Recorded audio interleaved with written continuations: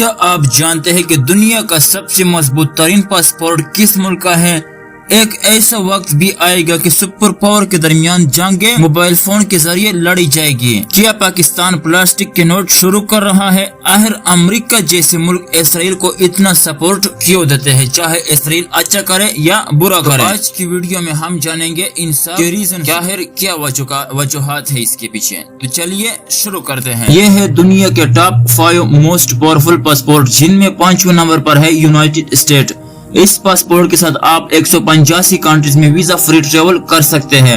Number 4 पर है Germany का पासपोर्ट 190 कंट्रीज में वीजा फ्री अराइवल हासिल है। अपनी मजबूत इंटरनेशनल रिलेशन की वजह से मशहूर जर्मनी दुनिया का one of the most powerful passport रखता है। तीसरे नंबर पर है साउथ कोरिया। अगर आपके पास साउथ कोरिया का पासपोर्ट है तो आप 192 कंट्रीज में बगैर वीजा फ्री ट्रैवल हासिल करके लुत्फानंदोज हो सकते हैं। नंबर 2 पर है सिंगापुर का पासपोर्ट 193 कंट्रीज बगैर वीजा आपको अराइवल फराहम करता है। ये दुनिया के मोस्ट पावरफुल पासपोर्ट में से एक है और दुनिया में सबसे मजबूत तरीन पासपोर्ट जापान का है। ये 2024 में पूरी दुनिया का one of the most powerful passport है, जो अपने ऑनर को 195 कंट्रीज 195 कंट्रीज में वीजा फ्री ट्रेवल फराहम करता है। पाकिस्तान गवर्नमेंट न्यू करेंसी को इशू करने जा रही है, जो पेपर की नहीं बल्कि प्लास्टिक की होगी। लेकिन प्लास्टिक की क्यों, ये जानने से पहले ये जान ले कि स्टेट बैंक ऑफ पाकिस्तान ने इस सीरीज को छापना शुरू भी किया है।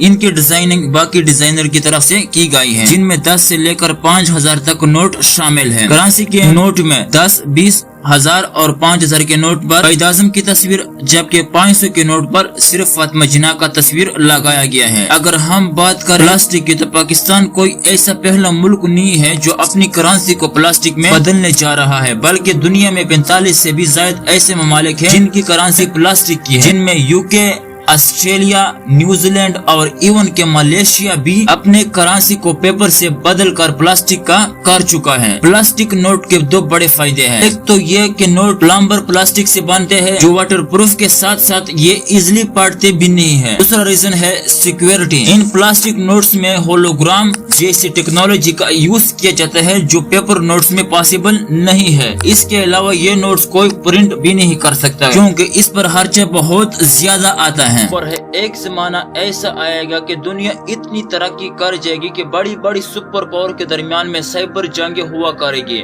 जैसा कि घरों में टेलीफोन, टेलीविजन दुश्मन के एक इशारे पर पट जाएंगे। ये सब हम कई दहाइयों से सुनते आ रहे हैं। इस पर कई मूवीज भी बनाई गई है और कई किताबें भी लिखी गई हैं। आज इसराइल ने इस बात को हकीकत में बदल दिया है। आपको मालूम होगा कि लेबनान में इसराइल की फोन और टेलीविजन पटना हो गई थी, लेकिन ये क्या सच है कि हमारे पास मौजूद मोबाइल फोन, टेलीविजन और दूसरे डिवाइसेस किसी के कंट्रोल में आ सकते हैं? दोस्तों, मेरियान का कहना है कि जब जापान में बनने वाली डिवाइस जब जापान से लेबनान शिफ्ट हो रही थी, तो इसमें इसराइल ने इसके अंदर छेड़छाड़ करके इसके अंदर चिप लगा दी थी। इसराइल की तरफ से कोड मौसूल होते ही तेज अलार्म बजाने लगती, और जब यूजर इसको अपने करीब लाएगा तो वो फट जाएगा। सेम हमारे दूसरे डिवाइसेस के साथ भी ये खुद ब खुद तो नहीं फट सकती, अलबत्ता इसके अंदर चिप लगा दिया जाएगा, जिसका मकसद छोटे किस्म का धमाका करना होता है, जो पॉसिबल है। आखिर क्या वजह है कि अमेरिका हमेशा इसराइल को सपोर्ट करता है? चाहे इसराइल जो करता रहे, अमेरिका की सपोर्ट हमेशा इसराइल के साथ होती है। जब 1948 में इसराइल ने मिडिल ईस्ट में अपने आप को न्यू स्टेट डिक्लेयर किया था, तो सबसे पहले अमेरिका ने इसराइल के बनने के 11 मिनट बाद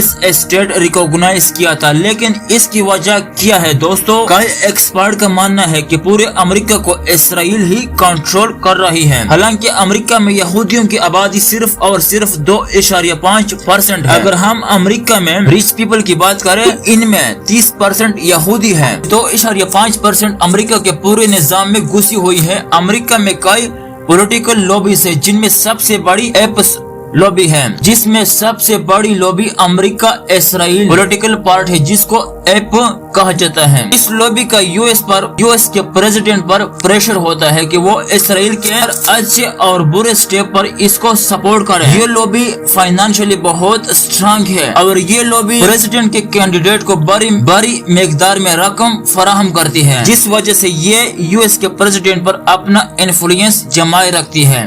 اس طرح کیمپس واچ ہے جس میں لاش دینے والے خاص کر ٹیچر اور اسکالر ہراس اور ڈیفینس کرتی ہے۔ یہ پرو اسرائیل آرگنائزیشن ہے جو کسی بھی ایسی نیوز کو براڈ کاسٹ نہیں ہونے دیتی جس سے اسرائیل کے امیج کو نقصان ہو۔ اس طرح کی دوسرے آرگنائزیشن یو ایس کو کنٹرول کر رہی ہے۔